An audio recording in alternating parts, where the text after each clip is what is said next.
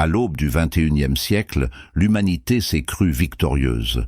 Nous avions vaincu la pénurie, connecté le monde entier, domestiqué le savoir en quelques clics.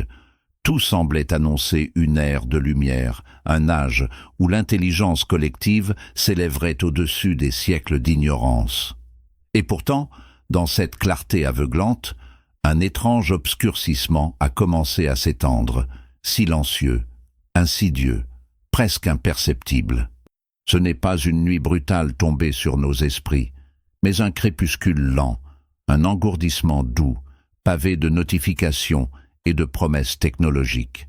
Nous croyons vivre au sommet de la connaissance, alors que nous nous enfonçons dans un nouvel âge de bêtises. Nous avons remplacé la lenteur par la vitesse, la profondeur par la quantité, la réflexion par la réaction.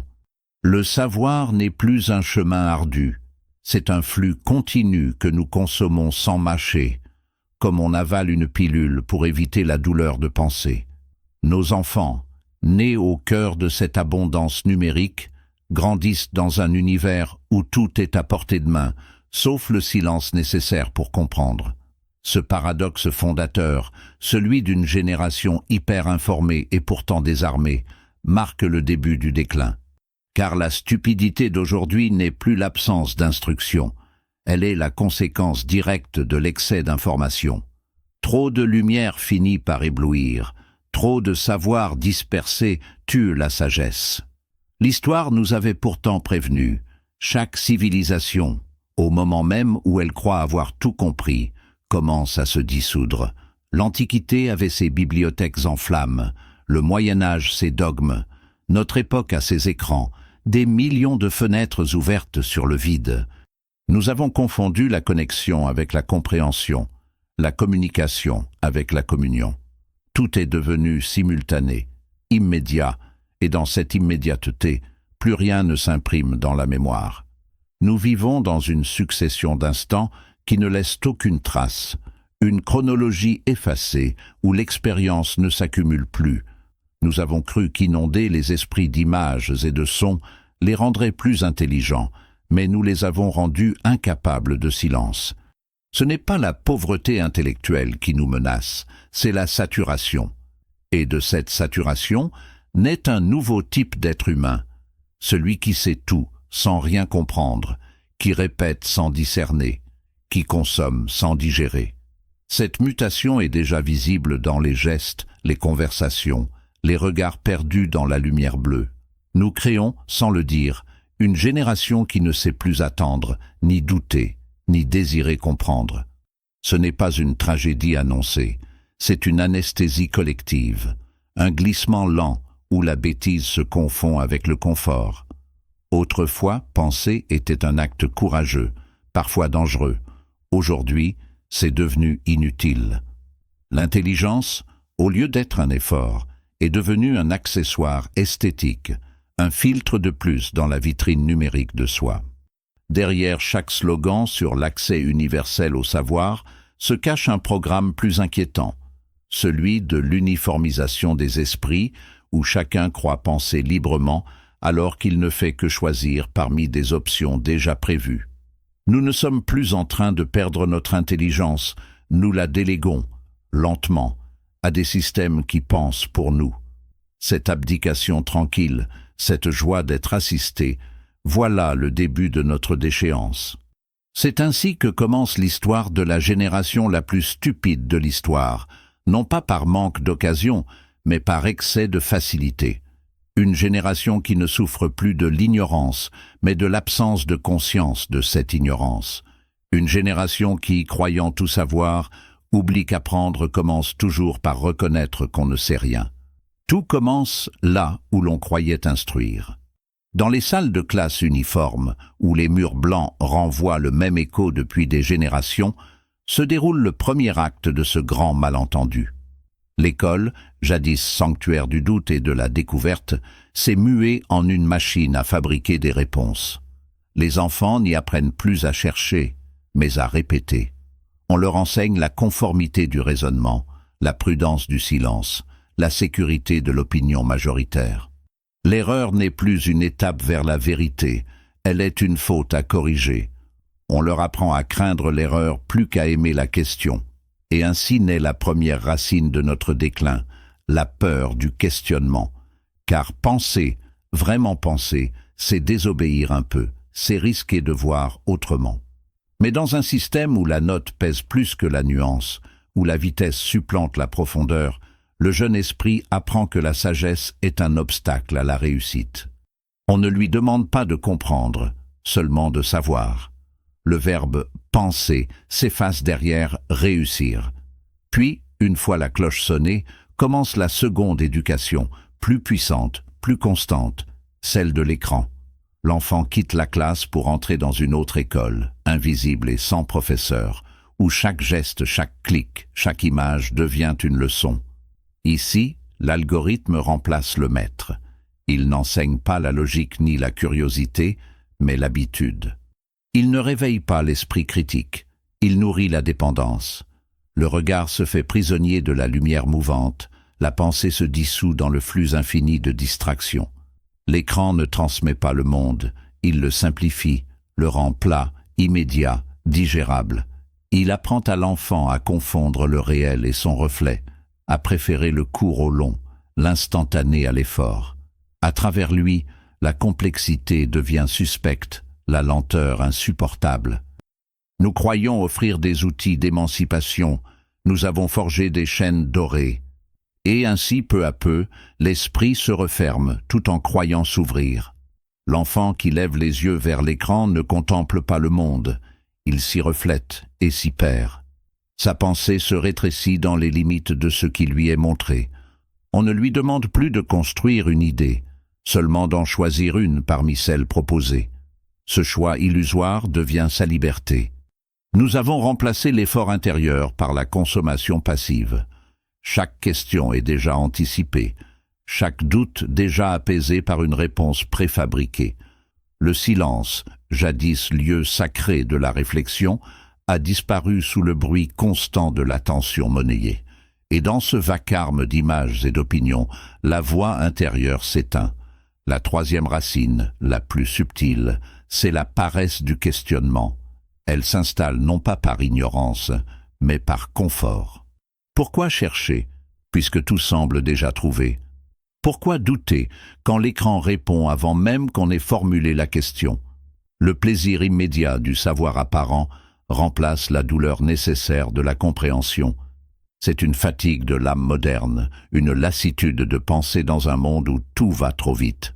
Nous avons élevé une génération qui confond l'accès au savoir avec la possession de la sagesse.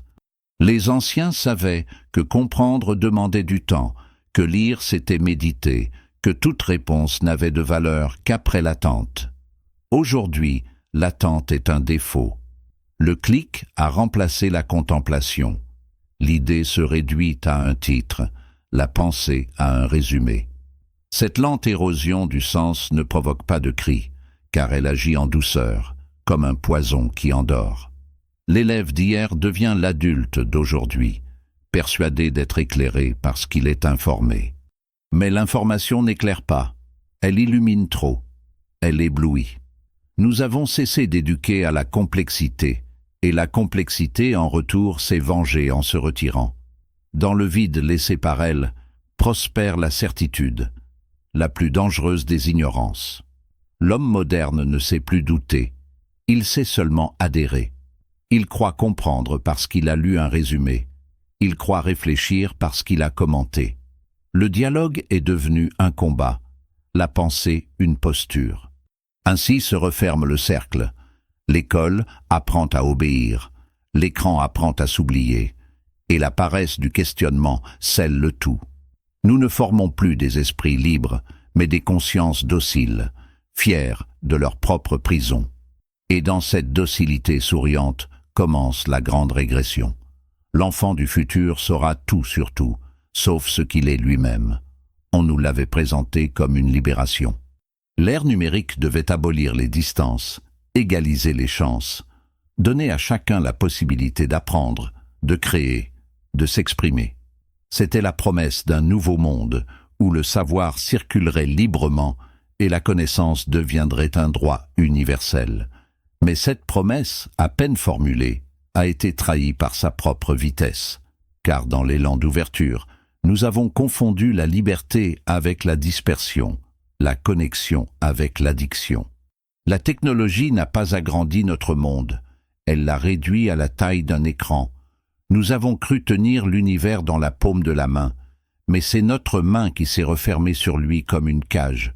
Ce qui devait émanciper l'esprit l'a enfermé dans une bulle lumineuse où tout semble accessible, mais où rien ne se vit vraiment. Le numérique a transformé la connaissance en une marchandise instantanée, la réflexion en contenu, la mémoire en archive extérieure. L'esprit, délesté de l'effort de retenir, a cessé de comprendre. Nous avons remplacé la lente construction intérieure par le réflexe du glissement du doigt. Chaque geste est devenu un acte de consommation. Nous consommons des images, des opinions, des fragments d'existence. Et dans ce festin infini d'informations, nous avons perdu le goût du réel. Ce n'est plus le monde que nous explorons, mais ses représentations. Le savoir ne vient plus de l'expérience, mais de la simulation. Nous vivons dans un théâtre d'ombre où tout scintille, mais où rien ne brûle. Les enfants naissent désormais les yeux ouverts sur la lumière bleue, bercés par le clignotement des écrans. Leurs premiers mots sont souvent dictés par des voix synthétiques. Leurs premiers gestes imitent ceux des adultes hypnotisés. Ils apprennent à glisser avant de marcher, à toucher des images avant de comprendre des mots.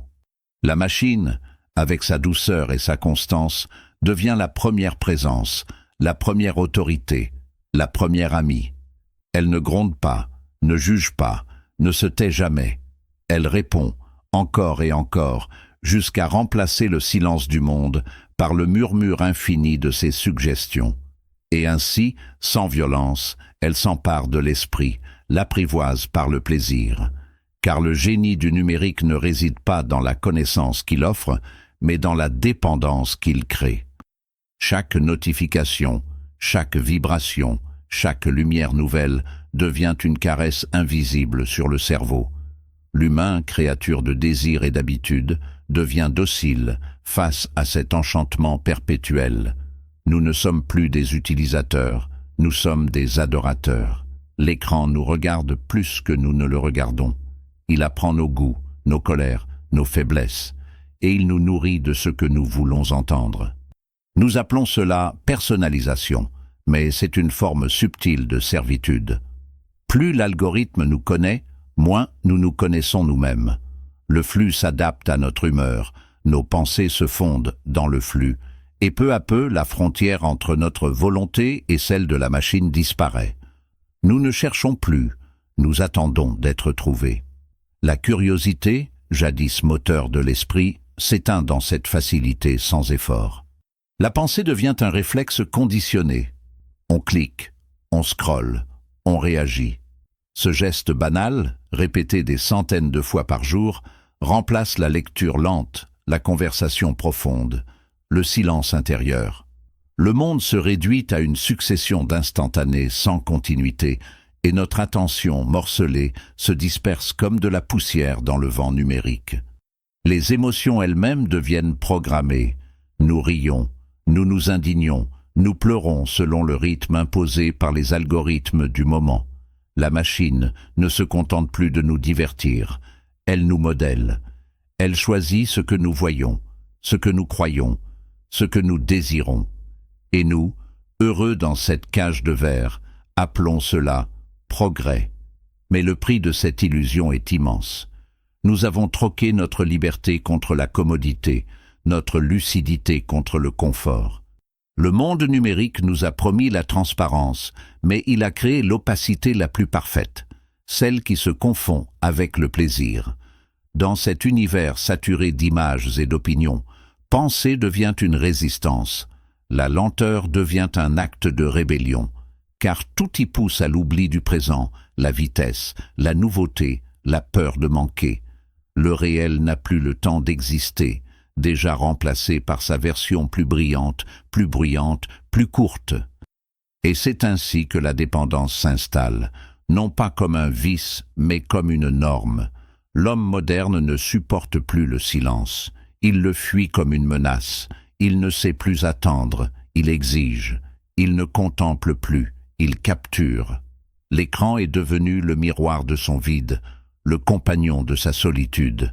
Derrière chaque regard baissé sur un téléphone, il y a une prière muette. Ne me laisse pas seul avec mes pensées. Nous avons inventé la machine parfaite pour éviter de penser, et nous l'avons mise dans nos poches. Elle ne nous commande pas, elle nous caresse, elle ne nous force pas, elle nous flatte. Et dans cette douceur se cache la servitude la plus totale, car nous croyons encore choisir, alors que nous ne faisons que réagir. Voilà le paradoxe de notre siècle. L'outil de la connaissance universelle est devenu l'arme de la distraction permanente. Nous avons confondu la lumière avec l'éblouissement. Et dans cette clarté artificielle, nos yeux se ferment lentement, convaincus d'avoir vu. Jamais dans l'histoire de l'humanité, l'accès au savoir n'a été aussi vaste, aussi immédiat, aussi apparemment démocratique. En un instant, chacun peut consulter les archives du monde, traverser des siècles de pensée, comparer des vérités, vérifier des faits. Nous vivons dans une époque où la connaissance semble flotter partout, suspendue dans l'ère numérique, prête à être cueillie par le moindre geste. Et pourtant, paradoxalement, nous n'avons jamais si peu compris, car savoir n'est pas comprendre, et c'est précisément cette confusion qui marque le cœur de notre déclin intellectuel. Nous avons transformé la connaissance en un spectacle, une accumulation de fragments qui ne s'assemblent plus. L'homme moderne ne lit pas pour penser, il lit pour paraître informé. Il ne cherche pas la vérité, mais la sensation d'en posséder une. L'illusion du savoir est devenue le moteur de notre temps. Nous croyons comprendre parce que nous avons vu, entendu, lu un résumé. Mais comprendre exige la lenteur, la contradiction, l'inconfort, des vertus désormais bannies. Nous consommons des idées comme des produits, sans les digérer, sans les faire nôtres. Le savoir s'est réduit à une série de reflets rapides, de citations sans contexte, d'opinions mimétiques.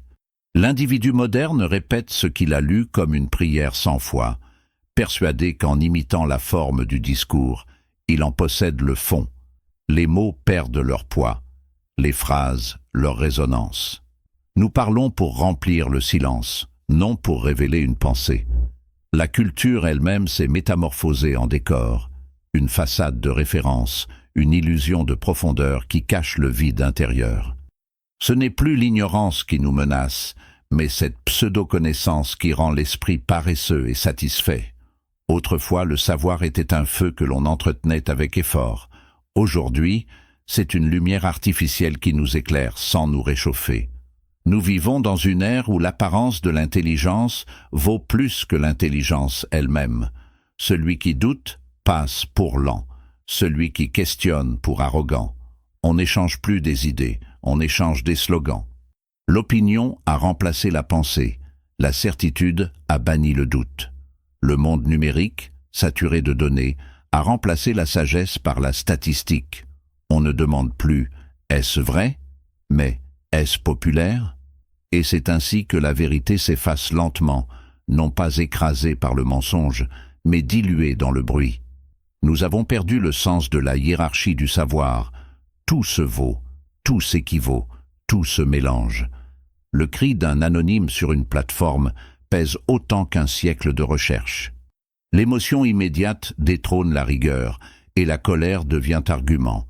Le cerveau s'adapte à cette confusion en cherchant le plus court chemin, le plaisir rapide de la certitude. Comprendre demande un effort douloureux. Réagir, en revanche, procure une satisfaction instantanée. Nous ne voulons plus savoir, nous voulons sentir. Et cette dérive émotionnelle du savoir est le signe d'une régression spirituelle. Car comprendre, au fond, c'est accepter de ne pas savoir tout de suite. C'est demeurer dans l'incertitude, explorer les zones d'ombre, accueillir la complexité. Mais le monde actuel a horreur du vide et du silence. Il faut combler, accélérer, trancher. La lenteur du sens a été remplacée par la vitesse du signal. Dans cette course, l'esprit perd sa verticalité. Il ne cherche plus à s'élever, mais à se multiplier. L'individu connecté vit dans une illusion de toute puissance cognitive. Il croit tout savoir parce qu'il peut tout consulter. Mais le savoir sans intériorisation n'est qu'un écho, un bruit qui traverse sans marquer. L'esprit, saturé d'informations, devient lisse, incapable de retenir, de contempler. La mémoire, autrefois pilier de la sagesse, s'efface. Pourquoi se souvenir quand tout est sauvegardé ailleurs? Ainsi naît l'homme surface, celui qui sait tout de tout, mais dont la pensée ne pénètre rien. Il parle avec aisance de ce qu'il n'a jamais vécu, il cite ce qu'il n'a jamais lu, il juge ce qu'il ne comprend pas. Il confond la culture avec l'érudition, et l'érudition avec la capacité de nommer. Mais nommer n'est pas connaître. Ce glissement insensible nous a fait passer d'une civilisation de l'étude à une civilisation de la simulation. L'élève ne lit plus les livres, il lit les résumés. Le lecteur ne découvre plus, il survole. Le savant ne contemple plus, il compile. La connaissance a cessé d'être un voyage, elle est devenue un raccourci. Et dans ce raccourci, c'est l'esprit lui-même qui s'ampute. Nous nous croyons riches d'informations, mais nous sommes pauvres de sens. Car le sens ne se trouve pas dans les données, mais dans la manière de les relier, de les éprouver, de les faire résonner avec notre expérience. Un océan de faits ne fait pas une vérité. Et dans cet océan, nous nous noyons, fascinés par notre propre reflet sur la surface. Les anciens savaient que le savoir devait être lent, presque sacré, qu'il exigeait une transformation intérieure. Aujourd'hui, nous voulons qu'il soit immédiat, léger, consommable. Nous ne voulons plus comprendre le monde, nous voulons l'utiliser. Et ainsi, le savoir perd son pouvoir, la connaissance son âme. Nous avons créé une humanité qui confond la lumière du savoir avec la lueur d'un écran. Une humanité qui, au lieu de s'élever par la pensée, s'endort dans le confort de ses illusions. Car le vrai danger n'est plus l'ignorance, mais la satisfaction de se croire éclairé. Nous croyons que l'analphabétisme appartenait au passé, relégué aux marges de l'histoire, comme une maladie vaincue par l'école et la modernité. Pourtant, il est revenu, plus vaste, plus sournois, plus dissimulé. Ce n'est plus l'incapacité à déchiffrer des lettres, mais celle à pénétrer le sens. Nous savons lire les mots, mais non plus les idées. Nous savons déchiffrer les signes, mais non plus en comprendre la musique intérieure. La lecture, jadis un acte de patience et de profondeur, est devenue une performance de vitesse. L'œil glisse sur les lignes comme sur une surface d'eau agitée, sans jamais plonger.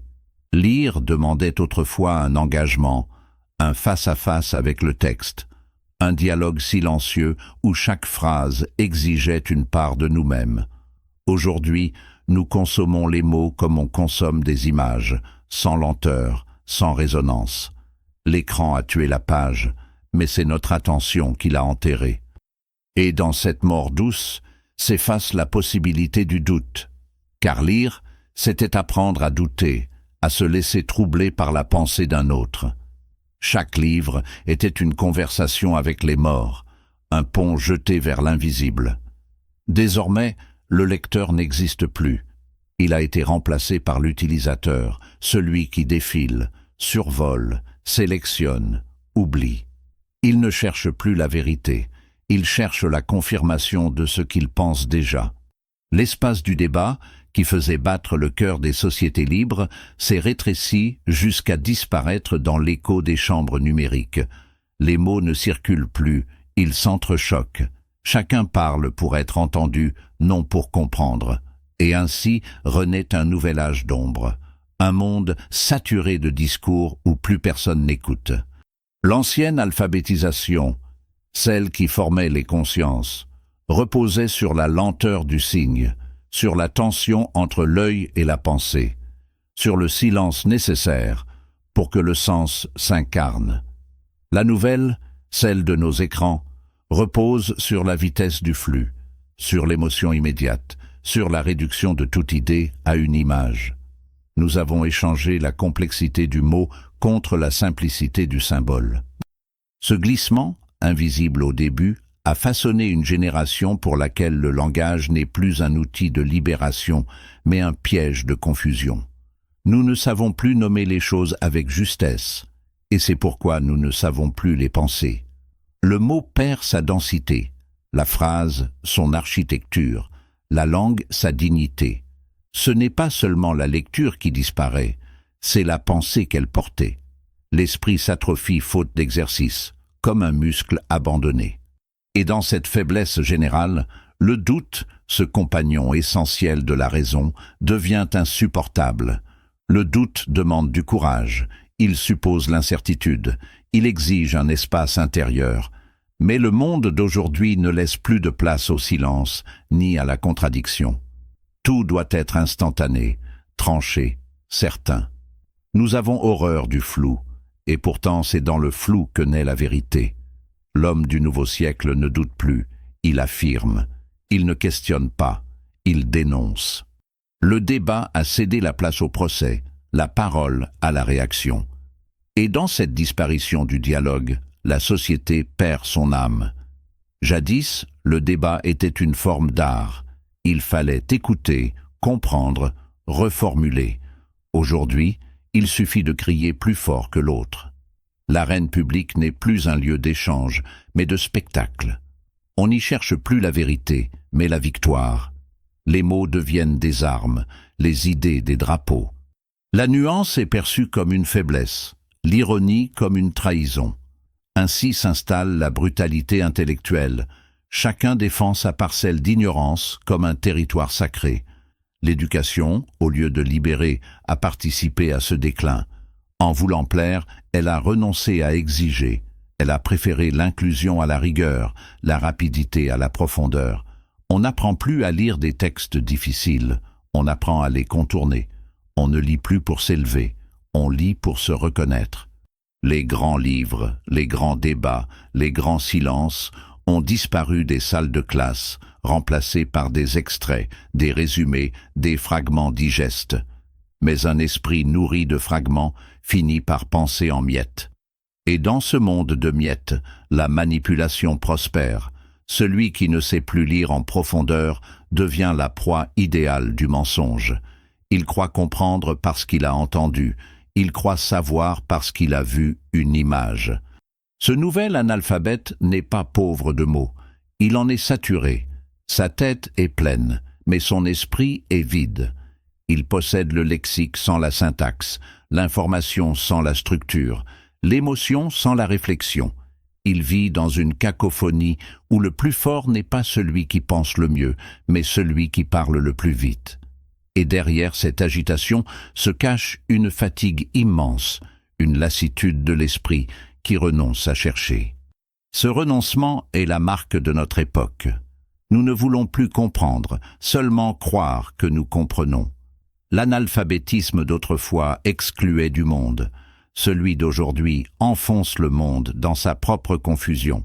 C'est un analphabétisme de la surabondance, un excès de signes qui produit le vide. Et dans ce vide, la pensée s'éteint doucement, comme une flamme privée d'oxygène. Nous sommes les héritiers d'une civilisation qui a appris à lire pour conquérir la liberté, et nous sommes en train de désapprendre à lire pour mieux supporter notre servitude. L'histoire de l'humanité a toujours été celle du pouvoir et de la connaissance. Celui qui sait domine celui qui croit savoir. Autrefois, ce pouvoir se dissimulait derrière les trônes et les temples. Aujourd'hui, il s'abrite derrière les écrans et les algorithmes. Le nouveau maître ne porte plus de couronne. Il n'impose plus par la force. Il séduit par la facilité. Sa domination ne se voit pas. Elle s'insinue dans les gestes les plus quotidiens, dans le confort des habitudes, dans la confiance naïve que nous accordons à la machine. La manipulation contemporaine ne demande plus d'obéissance explicite. Elle se nourrit de notre distraction. Et c'est bien là le prix de l'ignorance moderne. Être guidé sans même sentir la main qui nous mène. Nous avons cru que l'accès à l'information nous rendrait libres. En vérité, il a offert à ceux qui contrôlent cette information un pouvoir absolu. L'homme d'aujourd'hui ne reçoit plus des ordres, il reçoit des suggestions. L'algorithme, avec une douceur feinte, oriente son regard, ses désirs, ses opinions. Chaque clic, chaque recherche, chaque pause devant une image devient une confession involontaire. L'intelligence artificielle n'a pas besoin de mentir. Elle apprend à nous dire ce que nous voulons entendre. Et ce que nous voulons entendre, c'est toujours ce qui nous rassure. Nous vivons dans un monde où la vérité a été remplacée par la vraisemblance, où la conviction vaut plus que la preuve. La manipulation la plus efficace est celle qui nous persuade que nous pensons librement. Nous croyons choisir, mais nos choix ont été préparés, anticipés, encadrés.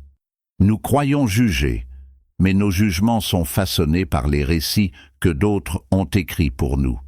Le grand marché du savoir est devenu un théâtre d'illusions, où l'opinion remplace la pensée critique. Le citoyen moderne, noyé dans le flux des informations, devient incapable de distinguer le vrai du vraisemblable. Il n'analyse plus, il ressent. Il ne lit plus, il réagit. Cette émotion permanente, entretenue par les réseaux et les médias, est la nouvelle drogue de la société. Elle occupe l'esprit, elle le fatigue, elle le détourne. Car un esprit fatigué ne questionne plus. Le doute demande de l'énergie, la colère, elle, se nourrit toute seule. Les manipulateurs d'aujourd'hui ne veulent pas qu'on croie en quelque chose, ils veulent qu'on soit trop épuisé pour croire en quoi que ce soit. L'indifférence est leur victoire la plus parfaite. Le peuple distrait est le plus facile à gouverner. Nous avons remplacé la censure par la surabondance. Il ne s'agit plus de cacher les idées, mais de les noyer. Trop d'informations tuent la vérité plus sûrement que le silence. Dans ce brouillard de données, chacun s'accroche à son petit fragment de certitude, persuadé de détenir le tout. Le monde devient une mosaïque de micro-croyances, de tribus numériques, de petites bulles où chacun se réfugie pour échapper à la complexité. Et pendant que nous débattons de tout, ceux qui contrôlent les flux ne débattent de rien, ils comptent. L'économie de l'attention est devenue la plus rentable des industries, car elle se nourrit de notre faiblesse la plus intime, notre besoin d'être vu, entendu, validé. Chaque regard offert à un écran devient une ressource, chaque émotion un produit. Nous ne sommes plus des citoyens, mais des profils, des ensembles de données, des comportements monétisables. Cette réduction de l'humain à ses traces numériques est la plus grande victoire de la manipulation moderne. Elle fait de chacun de nous à la fois l'esclave et la matière première du système. Nous croyons être les utilisateurs des plateformes, mais ce sont elles qui nous utilisent. Et ce piège est d'autant plus cruel qu'il se présente sous le visage du plaisir. Le divertissement perpétuel, la nouveauté constante, la gratification instantanée sont les chaînes les plus efficaces jamais forgées. L'homme n'est plus opprimé par la peur, il est maintenu par le contentement. Le confort a remplacé la terreur comme instrument de contrôle. Il ne s'agit plus de soumettre le corps, mais de capturer l'attention. Et dans cette cage de lumière, chacun se sent libre parce qu'il ne voit pas les barreaux. La propagande du passé ordonnait « crois ».